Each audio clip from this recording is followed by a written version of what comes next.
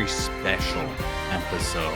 This is going to be a special episode because Valve should release a broken hero to make people go away from Dota. Alrighty, Avery, we have another episode of Not for Broadcast, a very special episode. This is going to be a special episode because it took over 365 days. It took over a full year. But finally, Ringmaster is in the game.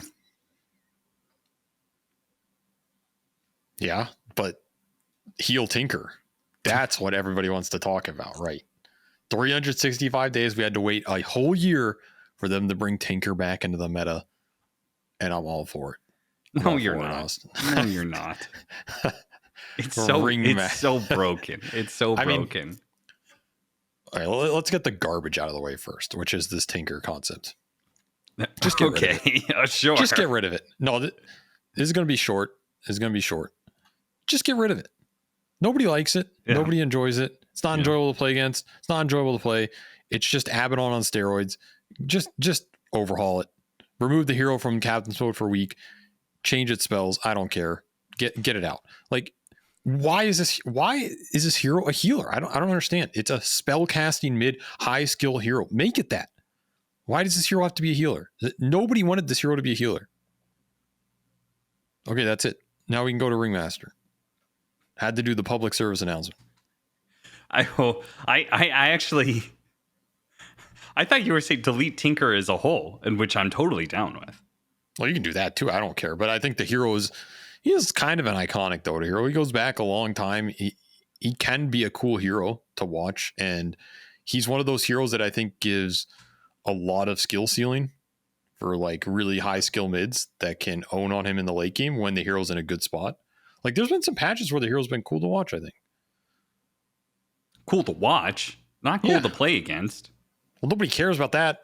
Nobody cares about that, Austin. How many games do you actually play? Haven't we talked about the last 9 months of like Valve transitioning to focus more on, like the player experience rather than the viewer experience? But nobody was playing Tinker before. It's like that's not true. It's like it's like the Smurf hero. It's like the booster hero. Well, that's a different issue, isn't it? I mean, that's maybe you got to fix that issue, and then you could fix Tinker. They're interrelated here. Or maybe you should just make it so Tinker can't carry games like that. Or I don't want to which is kind of what they did by making it heal Tinker. I want to talk about Ringmaster. Oh, Austin. Now you want to talk about Ringmaster. That's why everybody's here. Yeah. Let's get the garbage out of here. Let's talk about the prime cut. All right. 2 years we've been waiting for this hero.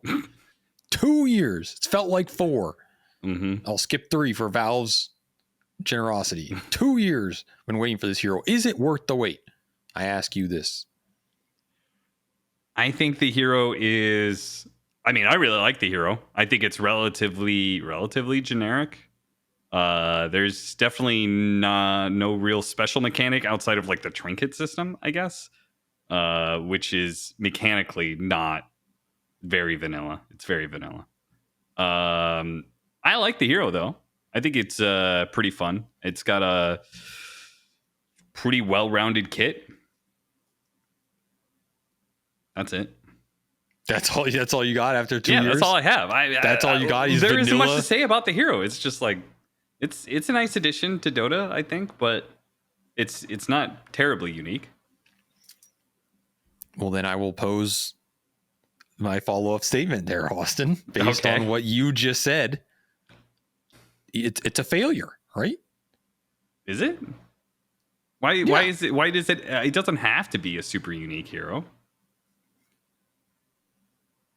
But if your reaction is like it's a vanilla generic hero, there's nothing special about it. I kind of enjoy playing it. Like, isn't 2 years for that kind of like what the fuck are we doing? I mean, is Dota dead, Austin? Is that that's what I'm getting at? Is Dota dead? Is it over? Like, is the Ringmaster the nail in the coffin? That's what I'm asking. Ringmaster is the last. No. Because, first of all, I think they had this hero available for much longer than they actually released it, right? I think they are spreading out the content because they don't want to front load everything, put it all in one period of time. We had a big patch that happened. We had this Crownfall stuff that's been going on. Honestly, I thought they were going to wait until after TI to give. I thought they were going to release Ringmaster and TI. I was surprised they released it already. No, Dota's not dead. Ringmaster could be a little bit more interesting, though. Definitely. I mean, I think it's pretty clear that they had a different hero when they were first putting this hero together, which every single hero goes through that, right? They have like a backlog of like old abilities that they have on like these heroes when they're developing them. And obviously the Iron Maiden that they showed in the trailer did not make it through to the heroes toolkit at the end. Maybe that's part of the reason it feels a little vanilla. It's also missing an Aghanim Scepter and facets and all that sort of thing, so it's still kind of in beta, I guess, in some ways. Like, the hero is, like, finished, I guess, in its identity, but facets and Aghanim Scepters are a pretty big deal. And I feel like the shard is kind of whatever, so I wouldn't be surprised if they switched out the shard at some point. So, I don't know. I mean, I'm also expecting another hero, to be honest. I'm expecting them to, you know, announce another hero at TI, and that one probably be released a little bit sooner. Okay, so you're an optimistic pessimist. That's what you're getting at. I'm just an optimist. You know, let's just brush Ringmaster under the rug and get to the Bird Samurai. That's basically where you're going with this. You know, I'm already done with Ringmaster. Okay, let's move on. I mean, I don't hate the hero. It's like, okay, I don't think the hero needs to have a unique mechanic, just because it's been built up over the last, you know, year. That's just a weird development thing. But like, I don't think the hero. Okay, for one thing, the hero doesn't need to be able to like scale, right? As every other hero that they've introduced into Dota 2 over the last years and years and years. I like the fact that it doesn't actually have much mobility. I appreciate that fact. Whereas every other hero that they've released has like shit tons of mobility, you know, and this hero is just like, he's got escape back. Doesn't really take you that far, you know. I'm okay with what they actually did, because I think it actually goes against the grain of all the other heroes that they've been releasing the last 6-7 years. I think Ringmaster is the most normalized hero they've released in the last decade. Yeah. I think he's the most honest hero they've released in the last decade, and probably the best hero for the game at a core gameplay level. So it sounds like you think the hero's a success. But honestly, let's be honest here, Austin. We need to have an honest conversation. Okay. At this point in Dota's life cycle, does any of that fucking matter? Like, let's be honest. Does any of that fucking matter anymore? I'm all aboard this train of like, let's make the game fun to play for everybody. But at the same time, like, I feel like you just got to do crazy shit, because everybody playing this game has been playing it for like 10 plus fucking years now. Yeah, but it wasn't the crazy shit the facets? Ringmaster, why does the hero have to be a crazy shit? Ringmaster would have been great like 7 years ago. I would have been like, damn, this is a fun ass hero to play. He's balanced. He's kind of cool. Yeah, he's balanced. He's not overpowered. You know, like all that. I clap that. But I'm just posing the question. Like, let's have an honest conversation, Austin. Like, okay, let's have an honest conversation. Is it too late? Is it too late? I do not believe the hero is where you do that sort of draw. The hero, 1 person out of 10 gets to play it in a game. And that's for now. The other 9 get to suffer at the hands of it. But they don't have to suffer, because you just said it's an honest, balanced hero. It's not Monkey King swinging through the trees, all of a sudden two-shotting with Jingu Mastery. It's not Pango using Rolling Thunder and developing, interrupting. So the other 9 players don't have to suffer. They don't suffer. So what's happening? Like, what happened the game I love? Are you upset because there aren't players suffering right now? Yes. That's the whole point of a new hero. Okay, let me ask Everybody you a gets question. mad and suffers for a month, and then you balance it. Let me ask you a question. Let's have an honest conversation. I will be having the honest conversation, okay? No, conversation is 2 ways. No, I will be having the honest conversation. You can have whatever you come up with. Have you played the hero? No, I did demo a lot of it. I can't play it, dude. Like it gets Why fucking not? it gets fucking banned or picked every game. I know you played Dota today. I know you played it yesterday. Yeah, I have been playing a lot. And it isn't OP, so people aren't like instant picking it. I don't like playing the heroes right when they come out because I never do this.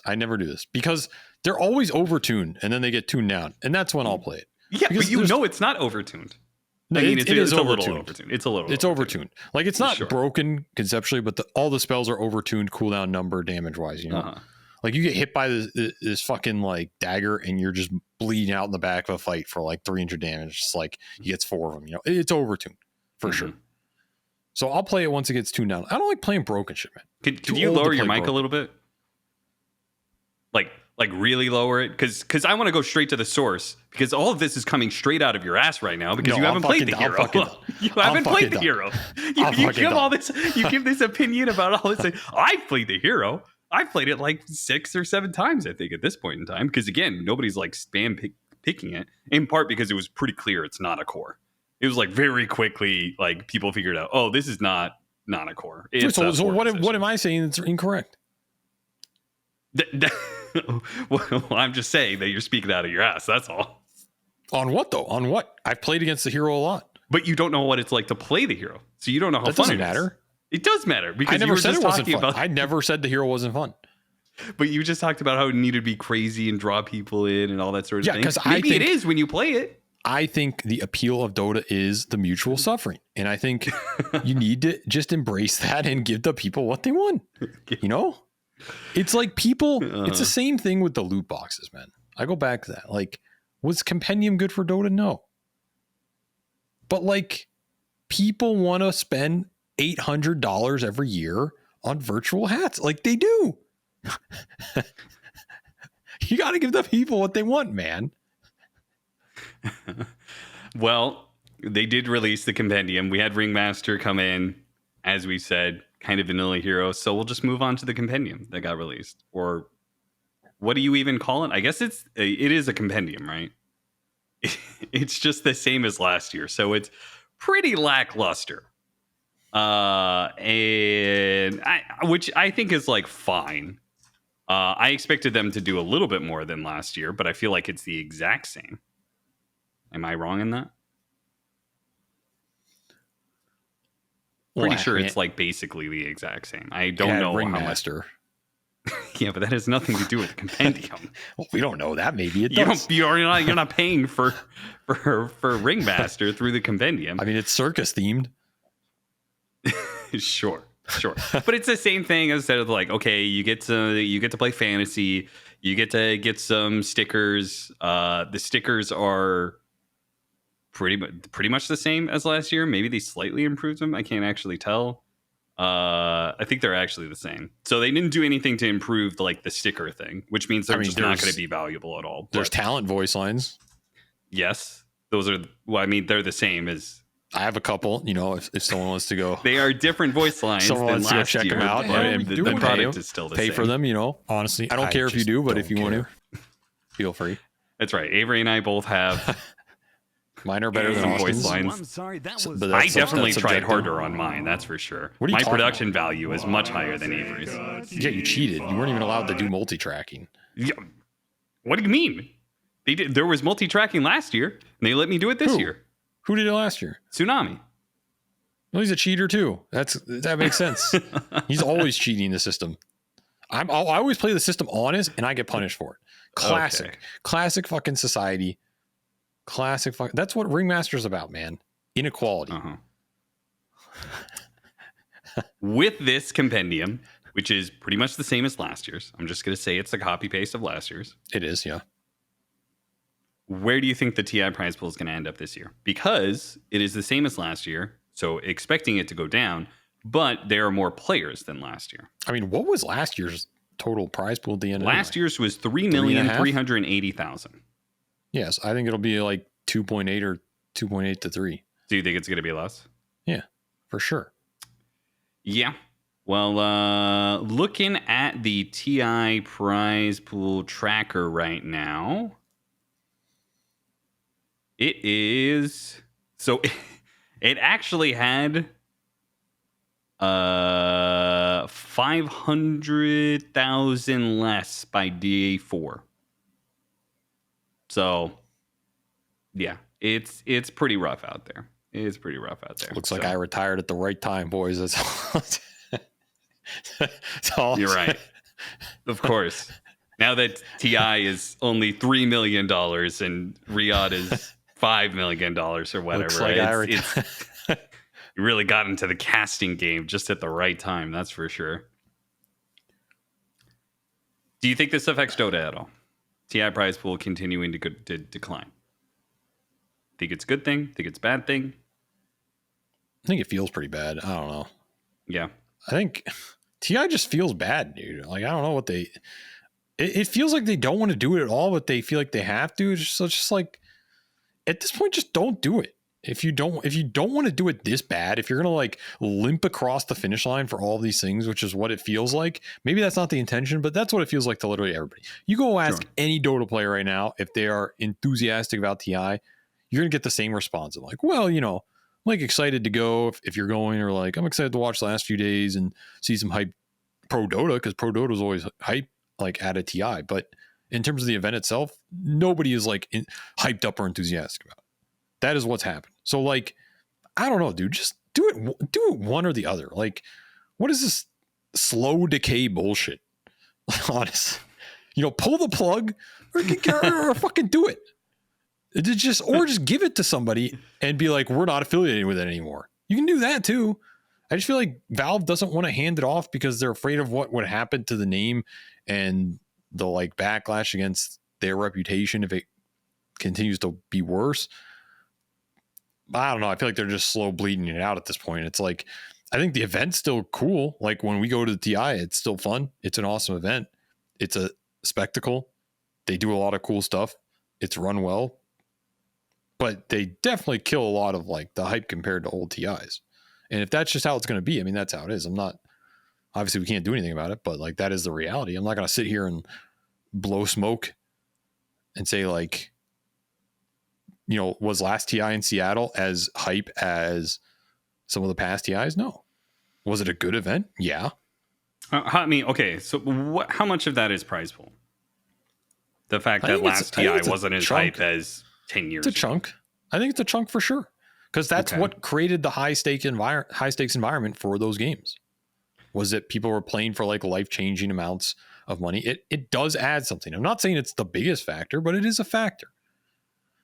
And the fact that, and it was also a fact of like TI was so much bigger than everything else that if you lost there, it was like your whole year was wasted. That's how you felt as a player.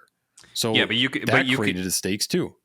You can't, unless we're going back to $40 million prize pool, which I think is pretty clear that Valve doesn't want that. And I don't even necessarily think that's good. Like that is already gone with the Esports World Cup. Right. There is already like a multi-million-dollar tournament that is happening around the same time as TI, which also, you know, maybe doesn't feel so good. If it was a 6-month split, you know, then that would be a lot more interesting. But the fact that they're kind of back to back doesn't help anything. But I don't know. I feel like, yeah, I wish they put in a bit more for it, but I don't know how to like bring that hype back without having extremely inflated TI price pool. And I say inflated because it was inflated by the fact that it had nothing to do with esports and everything to do with the hats, right? Everything to do with the fact that they were, you know, had a bunch of hats and people put a bunch of money into the battle pass, and, you know, and Valve made tons and tons of money off of that, but they also gave tons and tons of money to TI as a result.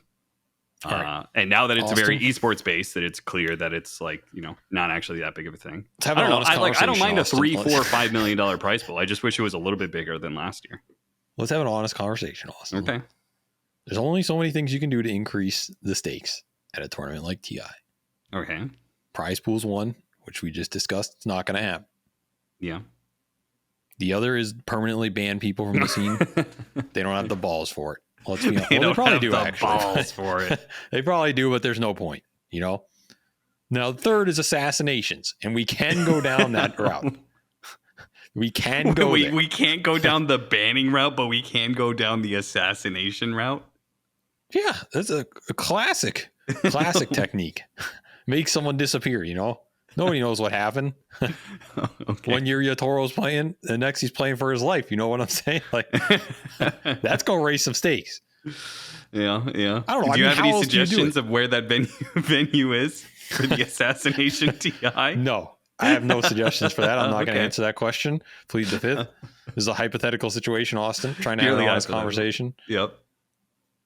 I don't know. I mean, how do you raise stakes for like an esports event if it's not money, honestly? I mean, I honestly, I don't really know. I think last year's event was still good. I thought it was good in TI, and I'm anticipating this year to be good as well. I agree. I have nothing bad against the event itself. That's what I want to get across. Like, the event itself is always good. It's fun. It's hype. It's exciting. It's cool to be there. It's an awesome atmosphere. The gameplay is usually pretty good. The matches are usually exciting if they don't have gaming gladiators in it. Like, everything's pretty good, you know. The grand finals are usually pretty cool when someone wins, if it's not liquid in there versus somebody. Like, there's cool things. I always enjoy it. And I don't think the level between those has actually changed that much, but people aren't as enthusiastic about it. That's all I'm saying. And maybe that's just too many TIs. I don't know. Like, what are we even at? What TI even is this? 14? 13. 13? Unlucky 13? Well, we're screwed on that one. But I remember because I thought it would be fitting if you and I casted TI 13. I was like, that would really fit Avery's cursed personality. You know, this is going to be an interesting TI. I'll tell you how much. 13. Oh boy. But I don't know. I just don't think you can really do much unless they want to like rehost the event to the degree they were doing, and they clearly don't want to because they're focused on Crownfall and Ringmaster and all this other stuff and Deadlock, I guess. You know. Yeah, it's. I mean, probably just the nature of in aging esports that you're naturally gonna have some decline in excitement. Nothing is. I'll tell you one thing though, Austin. Okay.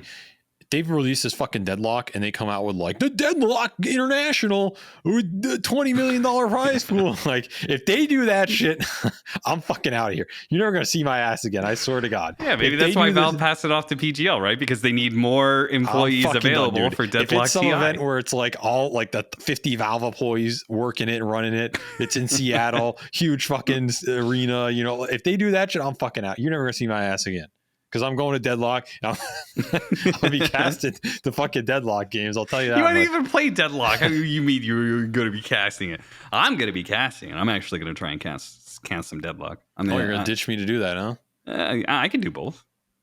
Do you think Deadlock is going to take part of the Dota player base? Because my impression so far, there was a lot of debate about this. My impression so far, honestly, has been it is appealed to the MOBA players more than I thought it would, and appealed to the like hardcore FPSers less than I thought it would. Like, it shifted more that direction than I thought it was going to be in the public reception. Right, how did you come to that conclusion? Just seeing like the streamers playing it and people's reception, and how many of my Dota friends are playing it. That's a big one too. Right. Like, I could see it's almost like you could have actually known that already if you had just played with us. I'm talking public perception, motherfucker. Okay. So I think it actually has a decent chance to take some of the Dota player base. Now, I mean, it's not like going to rip the whole thing out. Like, people aren't going to stop playing Dota because they played some Deadlock or something. But like, could be another interesting development. That's all I'm saying. Could be an interesting development. Yeah, I mean, I don't know. I think it's pulling from Dota like it's pulling from every other esport, basically. It just so happens that this one has enough peel that it's actually pulling Dota people who usually don't play anything else. But I feel like it's about the same as like League of Legends or as Valorant or, you know. But Dota players don't play anything else. Right. Yeah. So it definitely does appeal to mobile players more. I mean, I've been saying this, that it gives me the same feelings as Dota. It gives me some of the same feedback mechanisms and stuff like that are out there. You know, Definitely more ability focused than shooting focused, though shooting is still pretty important. But I also wonder, like, I don't think the game is like very well developed, but I do wonder how far along the development cycle they actually are. Like, for example, just like art wise, it doesn't look great, right? It does not look like a game like Overwatch, which is just visually appealing, and you go, "Oh my god, I want to see that. I want to play that." Right? It doesn't have that right now. It's in that sort of beta. So I feel like there's still at least a large amount of development to go on there, and it seems like they're introducing more heroes pretty quickly. So I don't know what their thought process is and like how developed they want the hero roster to be before it's like fully released. But I do kind of feel like the game has blown up way earlier than it should have, I guess. I don't feel like the game is developed enough to be right where it's at for it. Yeah, exactly. Like if the game is not going to actually fully release for another like 2 years, let's say, or a year and a half, like, is it even good that it's popping off right now? Like, you're getting everybody to check out the game now, but then like just like every like early release, you play a bunch of it early, and then you kind of get to the edge of the content. It's a multiplayer game, so maybe that doesn't have quite as much, but like early release games, you get to the end of some amount of content, and then you just drop the game for a while, you know? And maybe you remember to come back later when it's fully released. Maybe you don't at all, you know? So I do wonder, as happy as I am for the success of the game, because I really enjoy the game, I do kind of wonder if it's, you know, these people, 80,000 concurrent, you know, players, all these sort of thing. Like what the game looks like 3 months from now, you know? Maybe this is just a big... You know what's interesting to me about this conversation, Austin? Let's have an honest conversation here. I'm gonna keep it honest. You had more to say about Deadlock than you did Ringmaster and the Compendium combined. Yeah, maybe. What's wrong with that? It's a more interesting conversation. The Ringmaster isn't that interesting. The Compendium is the copy from last year. So like, that's my point, motherfucker. That's my goddamn point.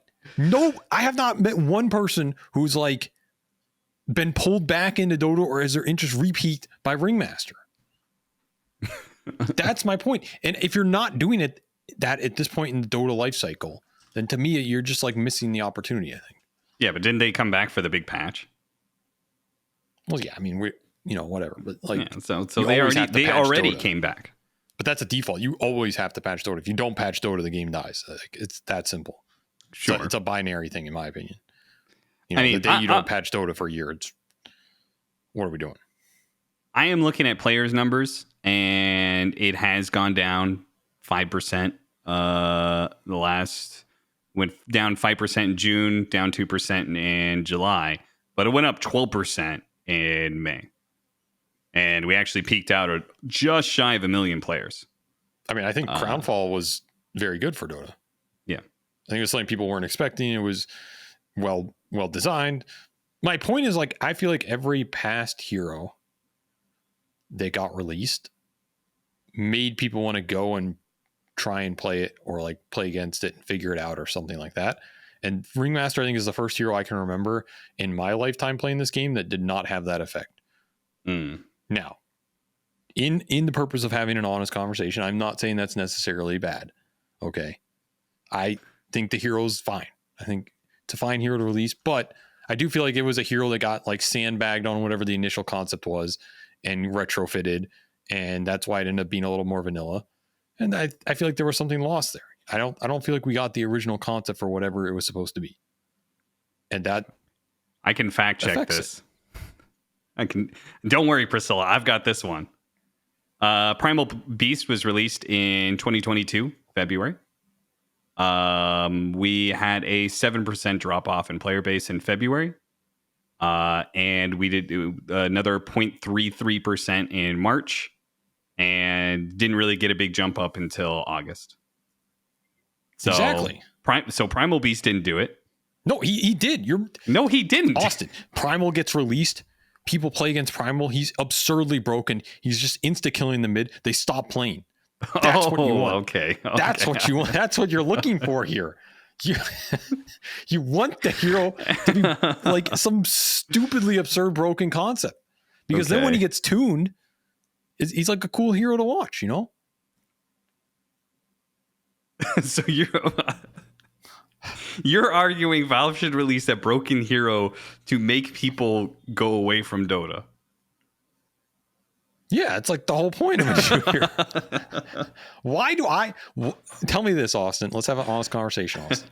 Why did I have to suffer for 10 years of hero releases that broke the fucking game for a month and removed like 1,000 MMR from my profile because people spammed broken Earth Spirit, broken Primal, broken Monkey, broken Pango that just insta-give you as a support every fucking time with overtuned like 400 damage rolling thunder that stuns you for 8 seconds? Like, why did I have to go through this shit? And now all of a sudden, like, I think I'm going to play Dota 2. And they release Ringmaster. It's like, oh, cool. It's a hero that I can like throw some daggers out and it's balanced and doesn't one-shot me on the back line. Like, what did I suffer for? I don't get it. You know what you sound like, right? You sound like the boomer who's against student loan forgiveness because I had to pay off my loans. They should have to pay off theirs. I had to pay for my health care. What do you mean? Universal health care? That's what you sound like right now. Well, why did I have to suffer? Maybe we need some bad more hero of that, releases. Maybe we need some more of that, you know? Is that why you're interested in Deadlock? You seem interested to have people pulled away from Dota. Well, I'm not. Why would I want that? I don't know. Why would I want that? I don't know why you want that. That's my question. I'm just trying to have an honest conversation with you. I've been playing Dota. You've been playing Deadlock. Okay. Priscilla, if you could go ahead and put up our Dota buff game history over the last like month, let's say. I'm not talking about the month, man. I'm talking about the last few days. Okay. Oh, the last 2 days. It's about when times are tough, Austin. Avery Anybody can play Dota when it's easy. Today. Anybody can play Dota when it's easy. Okay. When there's nothing else going on in the world and you're bored as fuck, anybody can play Dota when it's easy. It's when times get fucking tough, Austin. When the times are hard, when the new releases are coming out, when the Midas bugs are in there, when the Tinker Heal meta's in there, that's when you go in and that's when you play 10 pubs a day like a man, Austin. You don't have that in you. You don't have that in you because you're not tough. You're just a deadlocker at heart. I don't have that in the Dota community, but I was there fighting today. I don't give a fuck about any of this shit. I'm in those trenches, losing 150 MMR a day to bugs and win trading and abuse and Ringmaster first pick griefers on the enemy team who dagger you for a broken amount of damage on the back. Now it's broken. Now it's broken. I was in there. And what were you doing? Deadlocking. When the times got tough, the man got locking. That's all I have to say. That's all I have to say. You know, we ended up having an honest conversation in this podcast, Austin. I think we both learned a lot. We learned a lot about our character and what happens when the road gets a little difficult. I go back in. What do? You flee. I will fully admit like a coward that I was going to play Dota today.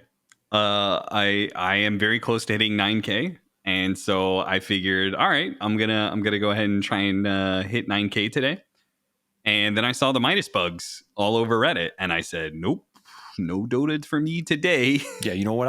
I saw the Midas bugs, Austin, and I booted that shit up. And then I booted my stream up, and I went straight in.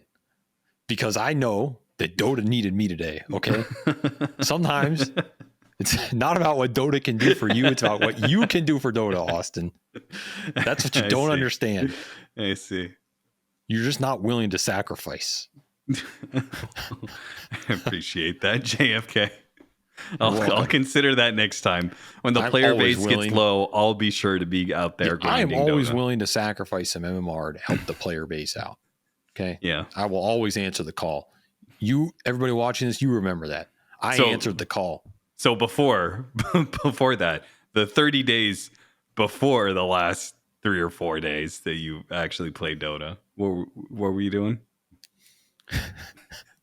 Easy times, brother. Easy times. Easy times. There was no call. Easy times make bad Dota players. That's right. Bad Dota players make hard times. Hard times make good Dota players. I see. Well, I'm going to become like, I don't even know what the last meta was. What was the last meta? The Heart Blade Mail meta?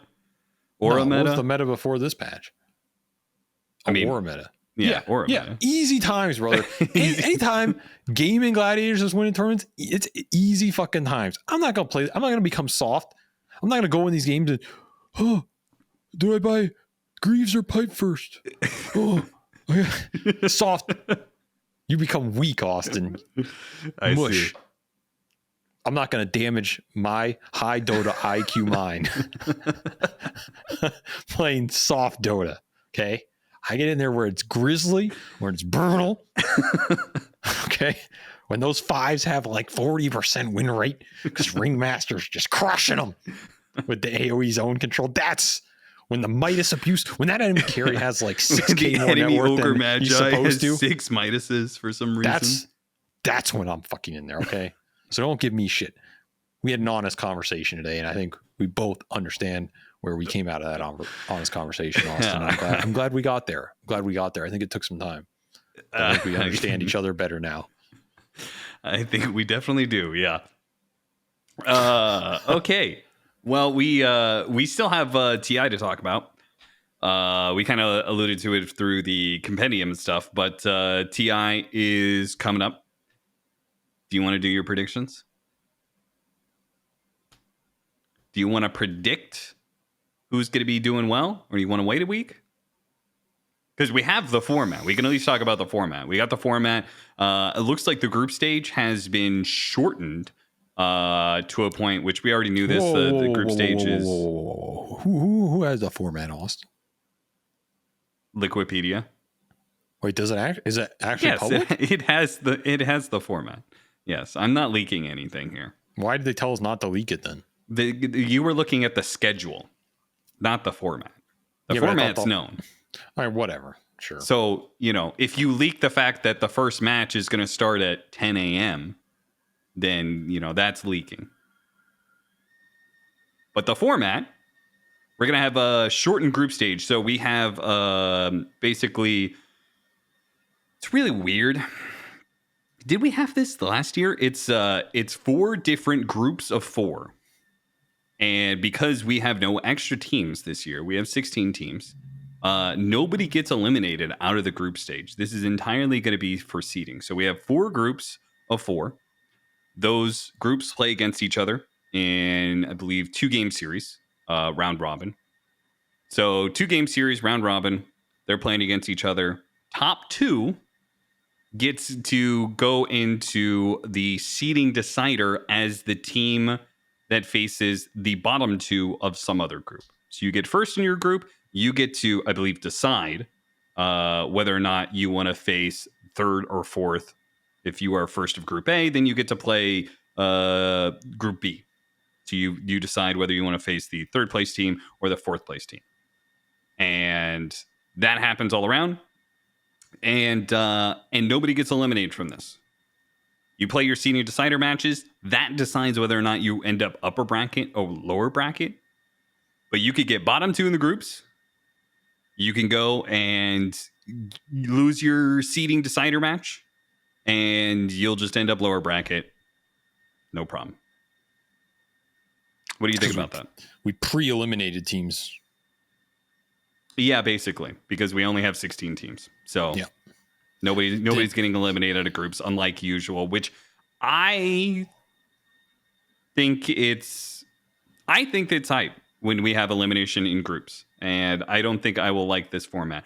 I would be more okay with this format. The funny part about this is I would be more okay with this format in previous iterations of TI when we had Monday through Sunday in Stadia. So then all of these teams, even the teams that are going to be playing, the first round and get eliminated, get to play in front of a crowd. But now we're just eliminating people. Back then we eliminated people in groups when, but that was also because we had more than 16 teams. So maybe that's just part of it. I don't know. I'm just not super excited about groups as much if there aren't eliminations. Especially since a lot of these teams seem to take time to get to where they want to be. Like Team Spirit has, Game of Gladiators has, it's just once they hit playoffs and they start rolling and stuff like that. So I don't know. Yeah, I'm not a fan, but I don't know. I mean, the alternative is 2 groups of 8. That's what I would have done. I don't know why we don't just do that, because it's more matches, I guess. But like, you're not having arena days anyway, so like, why does having more matches at the hotel really matter? Yeah, I don't know. I think part of it is, I think Valve just has to do a different format every year because I don't know, they just have to. It's like a commandment from Gabe. You got to improve, even if it's not an improvement. All right, I'll give you $1,000 right now if you can tell me what the format for TI last year was without looking at it, and if you haven't looked at it in the last few days. But if you've looked at it, then it disqualifies you. I have not looked at it, but we did have seeding matches like this. Yes. Do you remember what the format was?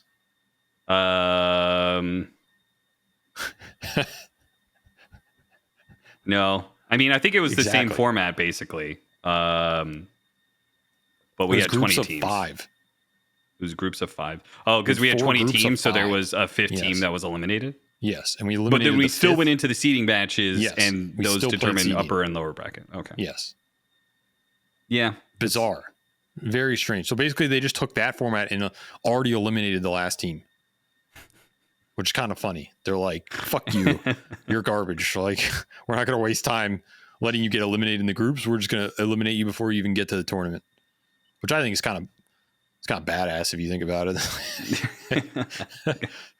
It's kind of like, go fuck yourself, you know. Yeah, I mean, another reason I guess that I don't really remember the format is because we didn't cast it. Yeah. Right. And then like we're flying out in the middle of groups and stuff like that, which, you know, they've been doing that for the last couple of years. Are we casting groups this year? I actually don't know. I feel like my flight is like very close to the group stage happening. I don't know, dude. I don't know. Maybe some of it or something. I don't know. Yeah. Well, I guess we'll just have to wait and see. Either way, so that whole group stage is a 2-day thing. And then the seeding decider thing is another 2-day thing. And then we get into the main event. So TI happens pretty quickly, where we get through these groups, and then we get into playoffs. And playoffs happens 8th through 10th, and then we have a couple of break days, and then we get to the final weekend where we get to be in the stadium and the crowd and all that sort of thing. Yeah, not a fan of format. That's I also have another complaint about this format. Okay. Which is the way these groups are going to be seeded is going to be fucked. Oh, that's true. Yeah. Because in theory, you had 6 direct invites and you have 4 groups. Yeah. So, you know, I'm like, I didn't major in math. You know, I'm not a math major. Okay. Yeah. Engineering, a little close, but like doing the math there, 6 into 4. Someone's going to be really unhappy, you know? And maybe you can argue like, oh, well, Bet Boom is falling off a little bit. And, you know, but in XG, how scary is XG compared to like a Tundra or something? I think those are valid arguments, but like, it's still kind of screwy, right? I mean, I think you'll be able to fix that because presumably you are handcrafting these groups, right? Because now we don't have DPC points. Well, like it used to be that it was just like DPC's points. You just had to follow the DPC points, which ends up like we saw it so many times that like the groups would end up being weird because, you know, some team has DPC points from the beginning of the year or something like that, and they've fallen off and, you know, they're not nearly as good. Now you'll be able to handcraft them a bit more.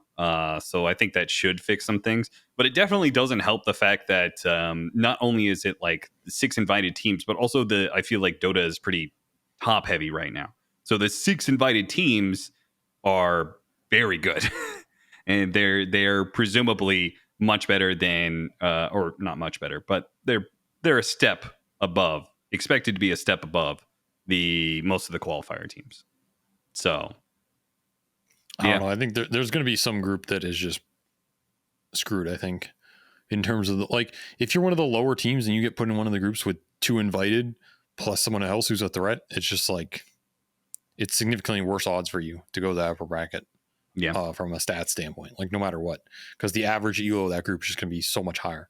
And then you end up and then you end up playing against in the seeding decider match, and then you end up playing against another group that has 2 invited teams as the top 2. Yeah, it's like, and then so you've basically been crowded up by 3 invited teams in order to get a chance at upper bracket. So that part I don't really understand. Like, we'll see what happens, but are we going to do predictions? Is that what we're getting to right now? We're going to remaster some predictions. Tame the predictions. I do like the whip. I like whips. We certainly did learn something about each other today, Avery. I like that part. That part, it's got going for it. I'll tell you that much. Do a little whipping. You know what I'm saying? Yeah, that was a good decision. I will note for the viewer that Avery has not played the hero, so he's not the one doing the whipping. He's just implying he likes being whipped. If we go back to the original concept of the hero, like this thing had Iron Maidens and traps and whips and presence.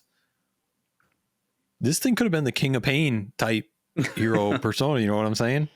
True. Just like full bondage ultimate. Like, I don't know, man. I don't know. I don't know what's going on with this hero. Someone at Valve was feeling frisky. I think we'll leave it at that much. Let's go into some predictions, Austin. Whip them predictions. Ultimate gimp suit. Transforms into a gimp. That'd be kind of cool. You know, you got to save that for the Arcana. Full leather Arcana. You know what I'm saying? Oh, I see. All right. Well, I mean, let's have an honest conversation. You telling me that would not sell? Austin, tell me with a straight face that would not sell $1 billion worth of virtual hats. I think anything sexual for Dota players would probably sell very well. There you go. Done deal. Which is why the best talent voice lines are all the ones that. Are you going to do your predictions? All right, let's do some predictions. I'm whipping them up. What do you want me to predict? Well, that is up to you. Do you want to do a full top first to 16th? Do you want to just do top 4? That's too much, bro. Do you want to do the losers and we'll do the winners next year or next week? What? Yeah, it could start with who's gonna flop.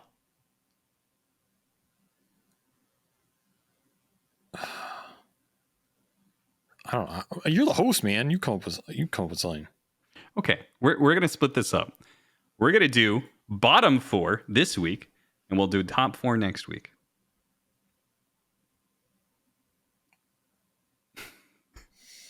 So who's your bottom 4 of the entire tournament?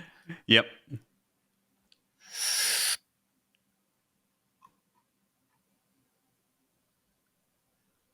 I'll help you out here. Beast Coast. No, I'm looking at it. I don't need to know. I mean, I'll just tell you, Beast Coast probably on that list. They didn't look so good at ESB. I mean, yeah, Beast Coast is the easy prediction here. Yeah. No offense to them, but like, this is a tough field, honestly. I think Beast Coast, Talon,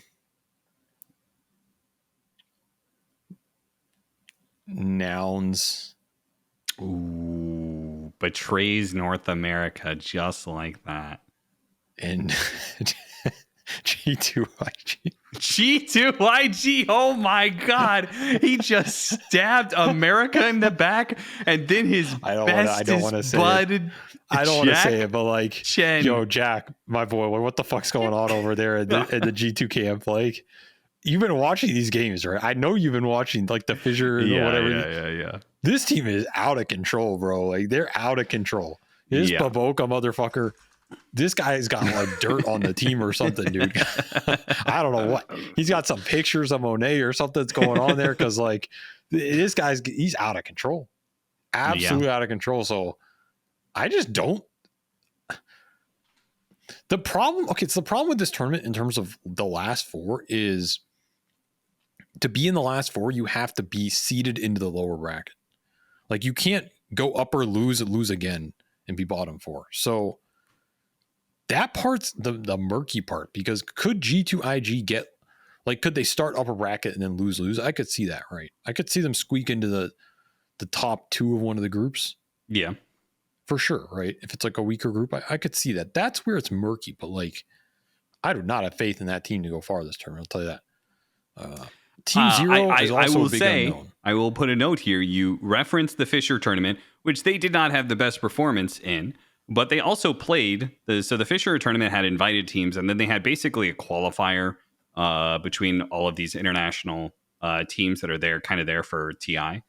And G2IG did top out the play-in stage alongside Nouns, that you put in as the bottom two of them, as the bottom four. But who got third place was One Win. Who got fourth place was PSG's Quest, and who got fifth place was Aurora. So, like, they beat good teams to get into that position in the first place. Okay, I'm not going to put G2IG. I don't think G2IG is going to get, like, they're not going to get seeded lower, but I think they're going to lose bad. That's what I'm trying to say. G2IG did go on and bottom out their group when they moved on to the next stage. Nouns did not. Nouns got third in their group, and they beat out Game and Gladiators to be in that position in the first place. So I'm just saying, like, Nouns, I'm not sure if I would default to them being bottom four. The thing is, this field is a lot of European teams, which I don't know how they're going to match up against. And I feel like the more the pressure builds, I just don't have faith in them. I hate to say it because my boys are on that team. I like them, but they haven't shown it all year. They just haven't shown it. They did look good at the last tournament. They looked a lot better. That's why I would put Aurora in that bottom four, over Nouns. Aurora just like, they just don't get last at the big events, man. They just don't. Heroic also kind of bombed out of ESP. Yeah, but it's K1 at TI, man. K1 Hector at TI, dude, that guy don't get last. He don't get last. Well, we did get a little bit of a sneak peek of maybe what we're going to be seeing at TI with that Fisher tournament. I was streaming that. I streamed most of that tournament, and we had Falcons versus Team Spirit end up in the grand final, who are my picks to be the grand final for TI. I have Falcons taking it and Spirit getting second. So I was not surprised to see those two in the finals. And that is exactly what happened in the finals. Falcons did 3-0 Team Spirit. They also 2-1 Tundra the day before. I mean, throw that out there and then move on. Like, that makes any fucking sense. Whatever. So Avery's favorites, Team Spirit, got 3-0'd in a best of 5 just before TI. As predicted. What do you mean, as predicted? I predicted that. How so? What do you mean? I literally told you that was going to happen. Yes, like, you said this on stream. This is on a podcast with viewers that may not have heard your prediction, motherfucker. I said Team Spirit's going to dominate the event, prove they can beat everybody, and then bow out and give the finals to Falcons to curse them going into TI. Classic fucking maneuver. Maposhka's just too fucking next level. I'm telling you, this guy's masterminding everybody. Team Spirit's going to win this TI. I'll give you that much. I'm not going to name the other top 4. Team Spirit's going to win this TI. Lock it in. Lock it now, boys. It's a done deal. Absolutely done deal. No one's contesting this team. Third ring. Or just give it to Yotaro at the start of the tournament. Save us all a bunch of time. Start inscribing that dragon. You know what I'm saying?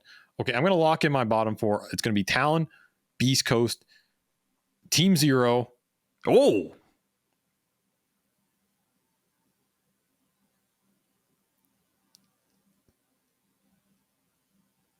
my God.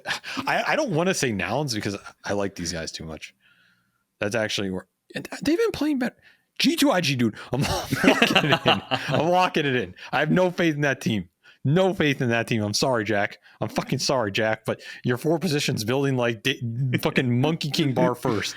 Like, there's no way, dude. There's no way. For reference here, Boboka had a game in the Fisher event where he played 4-position sniper and just built carry sniper items. Like, literally not a single utility item. He just never seen a 4-position go treads MKB. That's like treads MKB. It's insanity, dude. It's built insanity. A moon shard. It was crazy. I'm locking that in. There's my 4. I'm saying Nouns could beat somebody. Nouns gonna beet somebody. They've been looking good. They have been looking Talent good. Beast I'm Coast Zero, glad you did not G2IG. put them in bottom 4 because I don't believe they will be. I have faith. I think China's looking kind of rough, you know. That's yeah, I mean, on. it's been a while since they look good. Yeah. So just kind of all hopes on one team every year. And this year, that is extreme. All right. We're going to do a question for the week. You can go ahead and if you have any questions for me and Avery, you can drop them in the comments below. If you have any sort of questions, it doesn't have to be Dota questions. Can be questions about any other things that you can think about. We have this big tournament coming up in TI, so this is a pretty fitting question because there has been this development of teams getting more and more staff, right? Team Liquid, notorious for their 3-coach meta, which they seem to still have kept on KP. So it looks like they're going into this next TI with 3 coaches. Most teams have a coach. In fact, all the teams at TI, I believe, will have a coach and possibly an analyst as well, or a second coach. So then there's the staff outside of that. You know, do you need a therapist? Do you need, some sort of behavior that's going on in the team? Somebody to be able to talk to about these sort of things, a sports psychologist, all these sort of things. So this question comes from at Rohante Iwari, 2367. Don't know if I got your name wrong. Right. Hopefully I did. He asks, would game theory of economics be used to get an upper hand in Dota? I've been watching Dota for a long time now. I realized teams had different strategies earlier, but they're almost all the same nowadays. How do you change that? It's so boring. So I do feel like there are 2 different questions here. So let's start with the economics question. Okay. Do you feel like there's any place for other staff, let's say, just in general, on these Dota teams? Is that what he was asking? Yeah. I mean, he was asking, would game theory of economics be used to get an upper hand in Dota? Yeah, in application to what? Like the I'm just asking.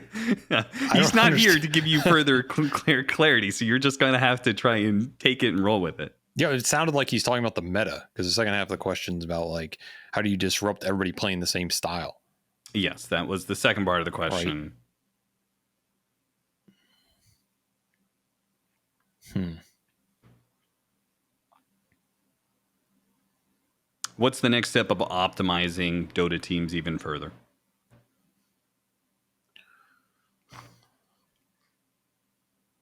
I mean, it sounds like he wants some sort of Moneyball scenario where they, changes the meta of these professional teams, where somebody comes up with a different idea of being able to play Dota. But I just don't know if that's there really isn't that unfounded territory in Dota.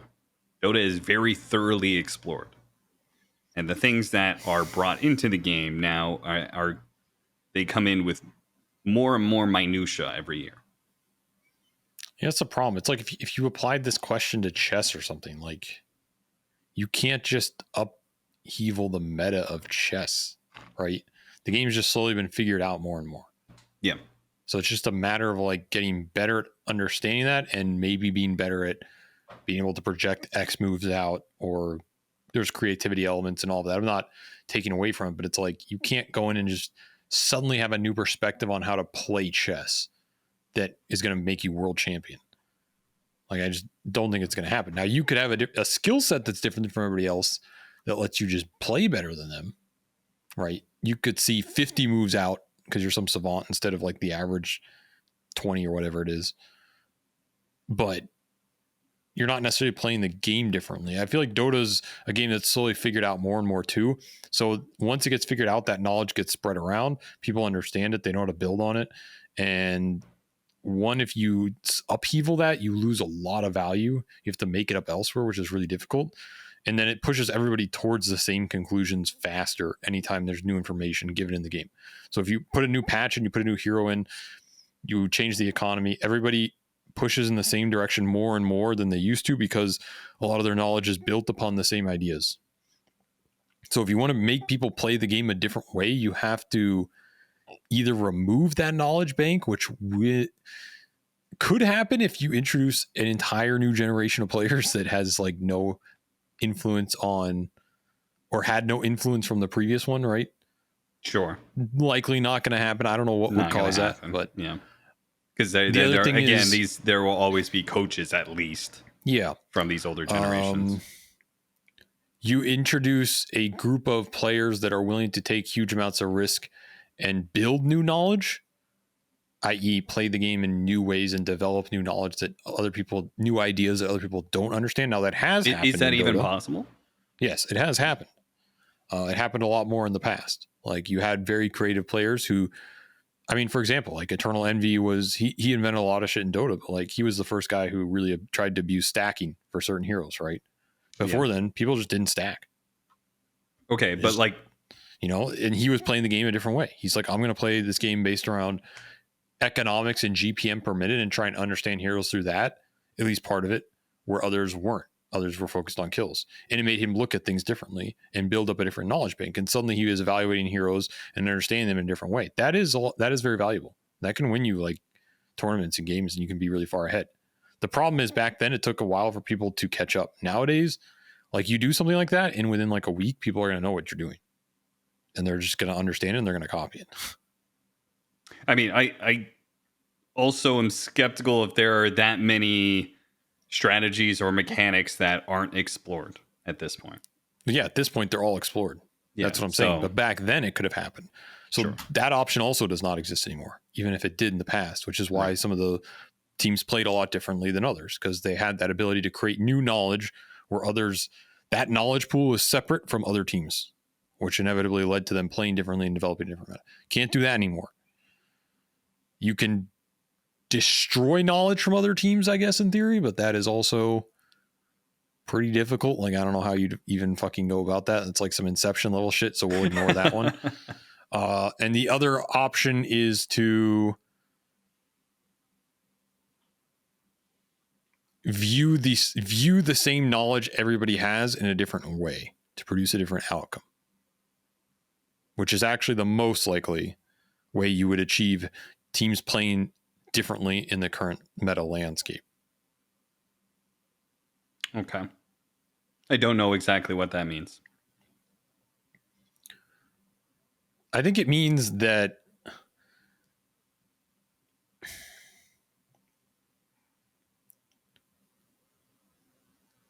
you would the problem is, like, I don't think the game actually allows for that to happen in a sense, because there's usually something that's more optimal than all the other styles.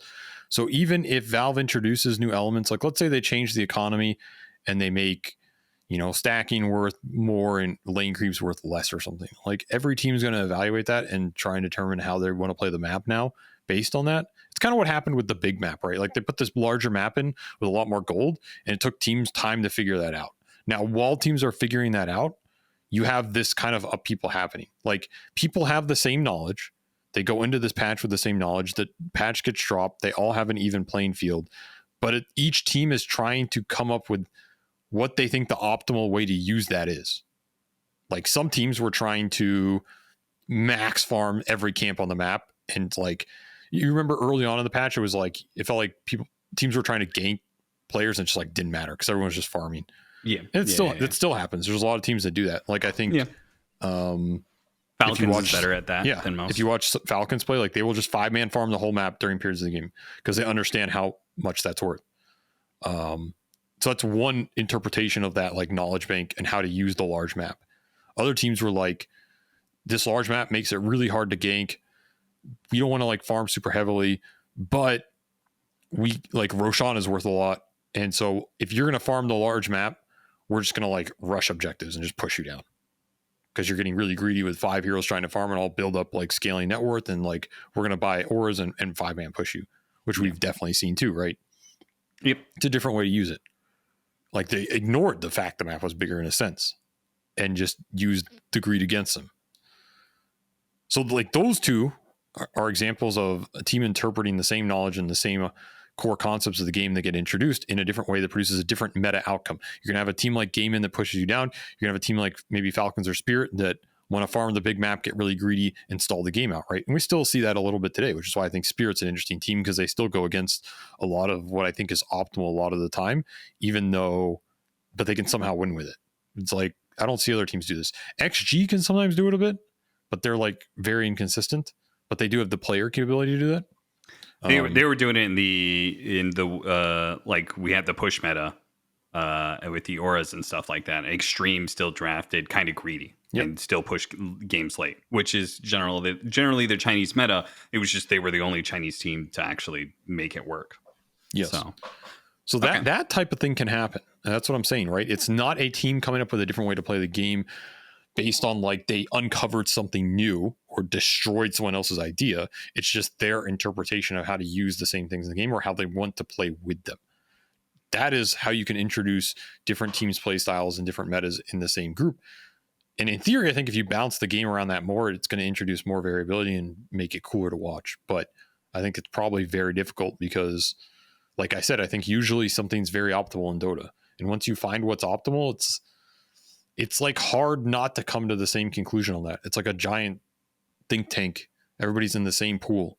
It's like once you start seeing the guy 5-man pushing you with Grease Pipe Underlord at Riyadh, it's like really hard to be like, I don't actually think it's like the best way to use this, guys. You know, it's like, well, what the fuck else are you going to do? Are you going to like start picking Winter Wyvern Coddle the rat waves with like some late game Spectre? You know, it's like, in theory, you could win verse push like that, but it's incredibly not with scary Spectre, to do. that hero's garbage, but yeah. Of course, but conceptually, it's just very scary to do that, and it's not a lot of teams have a lot of faith, and it's hard to get it to work in time, and it's hard to argue that the investment to try and get something like that to work, even if it could, is worth playing that way over just like, okay, we can also buy Grease Pipe and just outplay them in the fight, you know? Yeah.